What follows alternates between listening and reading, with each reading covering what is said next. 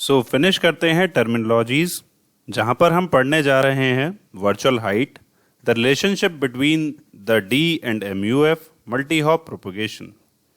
सो ये हमारी टर्मिनोलॉजीज है जो लास्ट वर्चुअल हाइट और उसके बाद मल्टी हॉप प्रोपगेशन, जिसको मैंने यहाँ अलग अलग भी लिखा है। ये सारी थी हमारी terminologies, relationship as per the syllabus और मल्टी हॉप प्रोपगेशन की कुछ डेफिनेशन। सो यहाँ से हम शुरू करते हैं वर्चुअल हाइट के बारे में। सारा कंसेप्ट क्या है एक्चुअली, तो ये हमारा था skip distance which is d. यहाँ हमें सपोज अगर रिक्वायर्ड चाहिए signal, where is the receiver, तो यहाँ पर हमारी हो गई MUF। इसी के करस्पॉन्डिंगली हमारे जो सिग्नल है उसकी हाइट क्या होगी, वो कितनी हाइट तक आइनोस्फेयर में जाएगा, and that height is called as the virtual height. Virtual height क्यों? क्योंकि यहाँ पर एक हाइट तो मानी गई जहाँ से वो एक्चुअली रिफ्लेक्ट होके आया, और एक हम कहते हैं वर्चुअल हाइट। इसी पर्टिकुलर हाइट को लेकर चलते हैं क्योंकि हम अनुमान लगाते हैं कि वो इस पर्टिकुलर हाइट से आएगा, सो दैट हमारी कैलकुलेशंस जो हैं वो आसान हो जाती हैं। सो स्टार्ट करते हैं वर्चुअल हाइट। वर्चुअल हाइट वो हाइट है जो एक पर्टिकुलर प्रोजेक्शन से, जो हमने एक पर्टिकुलर एंगल ऑफ इंसिडेंस से भेजा और रिसीवर एंड पर जहां मिला, तो इसके एक सेंटर नोड पर जो ये डिस्टेंस है, यहां से अगर हम कैलकुलेट करें हाइट को, तो ये हाइट हम वर्चुअल हाइट के नाम से जानते हैं। जबकि एक्चुअल हाइट तो कहीं इससे पहले होती है जहां से सिग्नल हमारा रिफ्लेक्ट हो जाता है। प्रैक्टिकली जो हाइट है वो हमारी ये है, बट बाय द डेफिनेशन थोड़ी सी कॉम्प्लेक्स है। वो ये, the height to which a short pulse of energy sent vertically upward and traveling with the speed of light would reach taking the same two ways travel time as does the actual pulse। अब ये समझ में थोड़ा सा निकल रहा है, चलिए इसको समझते हैं। हमने यहाँ पर एक ट्रांसमीटर रखा और रिसीव करा एक ही पर्टिकुलर सेंटर से, जिसको हमने जो वेव भेजी वो उसकी जो लाइट की स्पीड है उसके हिसाब से हमने भेजी, जो यहाँ से गई आइनोस्फेयर की लेयर पे और वापसी आ गई है। तो उसने कितना डिस्टेंस ट्रेवल करा, which is let's say 2h। कितनी स्पीड से गई, c। तो इस पर्टिकुलर h को अगर हम कैलकुलेट करें स्पीड ऑफ लाइट के करस्पॉन्डिंगली, तो इस डेफिनेशन से ये कहते हैं कि ये हमारी वर्चुअल हाइट है। तो ये हो गया as per the definition, but as per the figure now you came to know that what is the actual height, which is the projected height actually. Fine.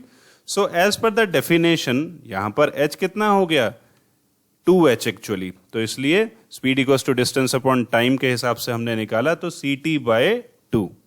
And the transmission path या skip distance की बात करें तो यहां कुछ नहीं किया, tan theta के करस्पॉन्डिंगली यहां पर निकाल लिया हमने। सपोज हमने जो भेजा वो एंगल बीटा है, तो tan बीटा इज 2h/d, तो हमने इसके करस्पॉन्डिंगली d की वैल्यू को निकाल लिया। तो ये रिलेशन है d और h के बीच का। मैं काफी स्लो रहा ताकि बहुत छोटे छोटे से पॉइंट हैं वो आपके दिमाग में आते रहें। MCQs टाइप क्वेश्चंस हैं तो वो आप इजीली परफॉर्म करें, अच्छे नंबर अपने लेकर आएं। अब कैलकुलेशन करते हैं MUF की। यहां पर हम कैलकुलेट करने जा रहे हैं रिलेशनशिप MUF का with that of skip distance. क्योंकि स्किप डिस्टेंस की बात हम करें तो यहां रिसीवर एंड पर जो फ्रीक्वेंसी मिलती है विच इज MUF के करस्पॉन्डिंगली, फाइन। तो हम वो रिलेशनशिप निकाल रहे हैं। यहां हमारे दो केस आ जाते हैं। हम अज्यूम करें कि अर्थ हमारी फ्लैट है, हम अज्यूम करें कि अर्थ मेरी एक कर्वेचर के करस्पॉन्डिंगली है, जो एक्चुअल है। ओके, सो आपने अभी निकाला था cos i, जो सेकेंड फॉर्मूला के करस्पॉन्डिंगली निकाला था, जो हम इस पर्टिकुलर फॉर्मूला में देख सकते हैं। ये हम सेकेंड फॉर्मूला था, तो ये हम cos i एक्चुअली निकालने जा रहे हैं यहां से। तो cos i के करस्पॉन्डिंगली यहाँ हम पाइथागोरस थ्योरम लगाएं, ये हमारी h और ये पर्टिकुलर पाइथागोरस थ्योरम के करस्पॉन्डिंगली, तो हमने cos i को कैलकुलेट कर लिया है। सो ये cos i की वैल्यू अब यहां रख दीजिए, सॉल्व करिए, तो यहाँ FMUF critical frequency skip distance के बीच में रिलेशन निकल कर आ गया, जो एक बहुत इंपॉर्टेंट रिलेशन है। फाइन।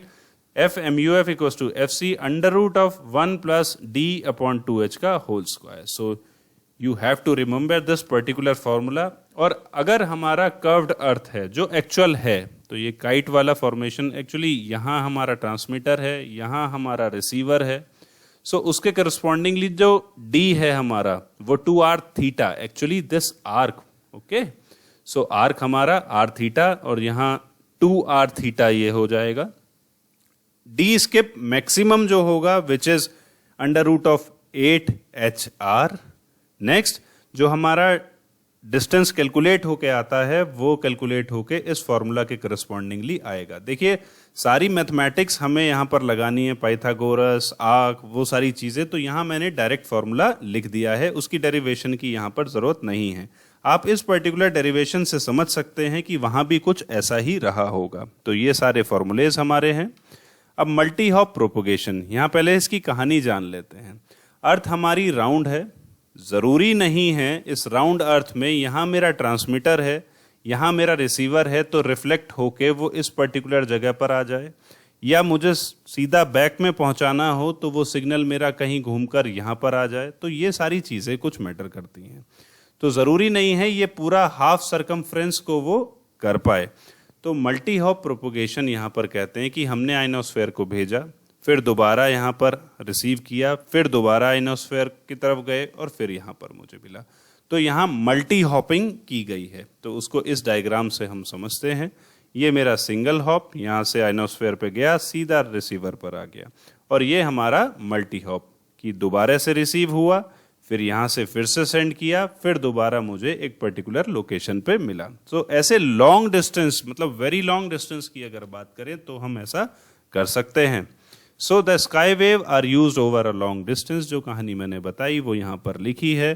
तो वो रिटर्न बैक होता है, फिर से अर्थ के पास आएगा, फिर दोबारा हम भेजेंगे और इस तरीके से वो राउंड द अर्थ ट्रेवल कर सकता है।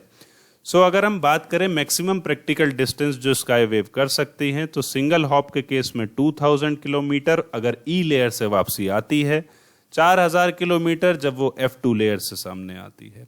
अगर वो ओवर द सरकमफ्रेंस मतलब लगभग 20,000 किलोमीटर का सफर तय करना हो अगर, तो उसे मल्टी हॉपिंग करनी होगी।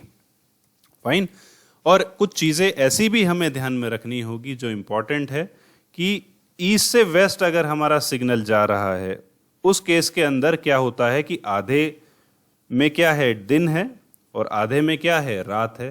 रात के टाइम पे कुछ लेयर्स गायब हो जाती हैं, आइनोस्फेयर की वैल्यू जो है वो कुछ नीचे की तरफ आ जाती है।